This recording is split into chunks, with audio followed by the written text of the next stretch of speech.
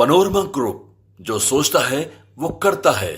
नमस्कार, भारत लाइव देख रहे हैं आप। देखिए, बिहार में होने वाले 4 सीटों पर उपचुनाव को लेकर के एनडीए गठबंधन और महागठबंधन मंत्रणा कर रहा है। अपने सभी नेताओं को बुलाकर ये चर्चा हो रही है कि इस बार किसे कैंडिडेट उतारा जाए ताकि इन चारों सीटों पर हमारी जीत हो जाए।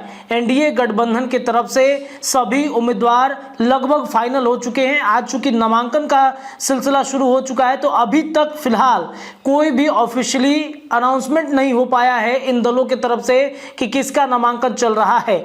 बाकी जो अन्य लोग हैं जो वहां पर विधायकी का चुनाव लड़ना चाहते हैं, उनके नामांकन की प्रक्रिया शुरू हो चुकी है। लेकिन बिहार में अब तीसरे मोर्चे के तरफ जन सुराज पार्टी, जो प्रशांत किशोर की एक मुहिम है, अब वो पार्टी के रूप में बदल चुकी है, तो वो भी अब तैयारी करने उतर चुकी है।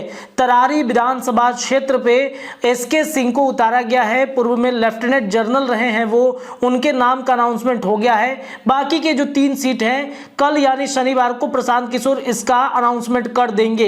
एक जगह पर एक मुस्लिम कैंडिडेट देने की भी बातचीत कही जा रही है। कई दिग्गज नेताओं को भी बुलाया गया है और मीटिंग का दौर चल रहा है। इन सब के बीच में आपको बता दें कि बिहार में एनडीए गठबंधन में लगभग सब कुछ तय हो गया है।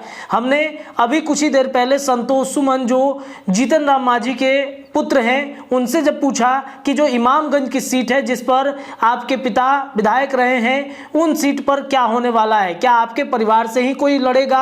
और उनकी पत्नी जो है दीपा मांझी, उनके नाम की चर्चा चल रही थी। तो उन्होंने कहा कि अब शाम में हम एक बैठक बुलाए हैं और इस बैठक में सब कुछ फाइनल कर देंगे कि क्या कौन उतरने वाला है और क्या होने वाला है। इसके साथ साथ बिहार के 4 सीटों पर उपचुनाव तो है ही, लेकिन झारखंड के 81 विधानसभा सीटों के लिए अब तैयारी शुरू हो गई है।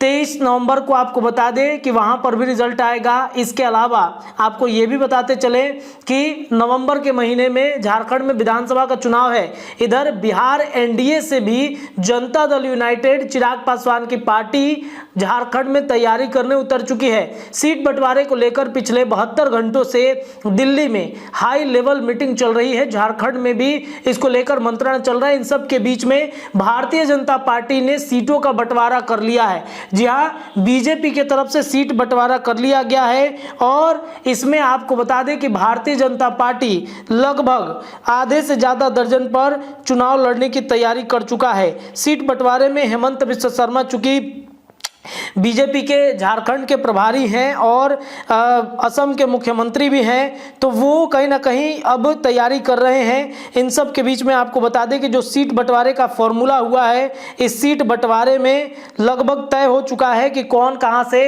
लड़ रहा है चुनाव। चलिए हम आपको विस्तार से बता देते हैं।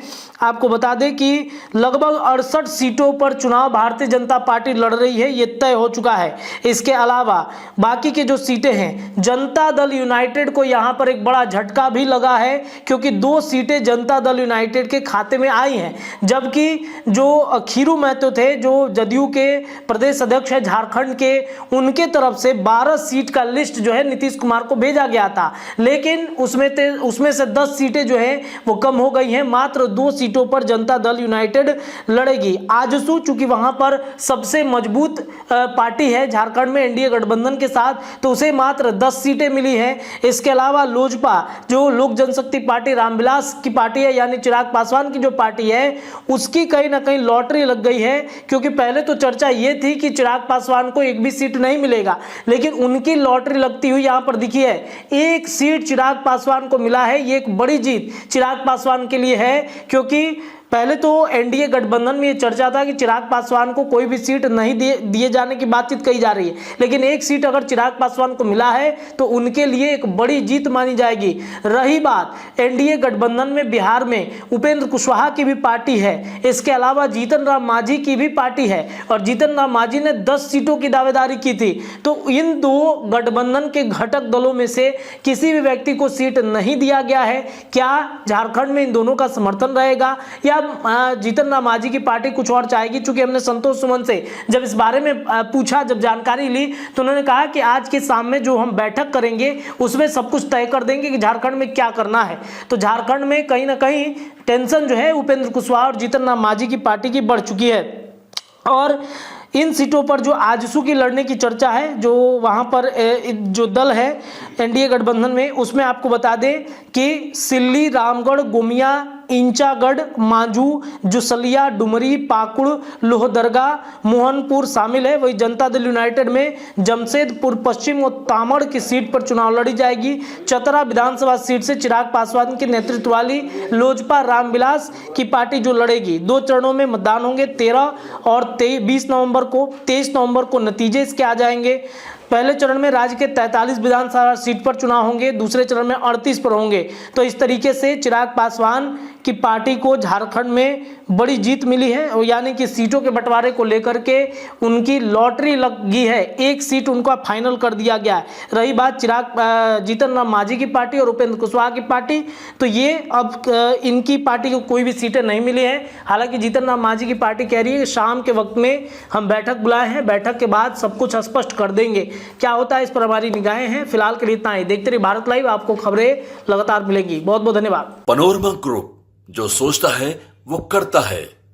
अगर ये वीडियो पसंद आई और वह बिहार के राजनीति और बिहारियत से सरोकार रखेनी तो सब्सक्राइब बटन दबा के चैनल के सब्सक्राइब कर ली। ओजे एगो घंटी बा, ओकरा बटन दबा देला से कुल सटीक और मारक खबर रुआ मुफ्त में मिल जाई।